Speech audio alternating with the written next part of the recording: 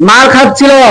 ফিলিস্তিন অনেকে বলতেছে যে এরা শিয়া, এরা তো খারেজি, এরা বিভিন্ন শিরিক কাজ করে, কিন্তু আমাদের মনে রাখতে হবে তাদের কেবলা এক, তারা এক আল্লাহ বিশ্বাসী, তাদের কোরআন একটা, তাদের আল্লাহ রসুল একজনই নবী শেষে মানছেন।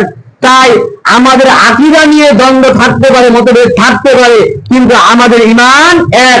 এই জন্য মুসলমান হয়ে মুসলমানদেরকে সাপোর্ট করতে হবে, সাহায্য সহযোগিতা করতে হবে। কিন্তু পক্ষান্তরে আমাদের কিছু আলেম উলামা আছে যারা বলে যে ওদেরকে সাহায্য করা যাবে না, ওদের পক্ষে নেওয়া যাবে না, আল্লাহ তাআলা ইরানকে ধ্বংস করে দেন, ইসরায়েলকে ধ্বংস করে দেন, এরকম কথা বলা যাবে না।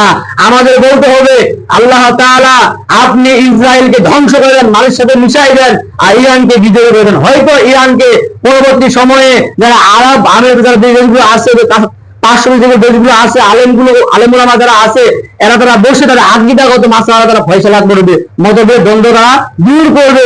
কিন্তু মুসলমানদের সাহায্য প্রার্থনা করতে হবে, এটা আমার ঈমানের দাবি, ঠিক কিনা? সম্মানিত হাজরিন, আমাদেরকে মনে রাখতে হবে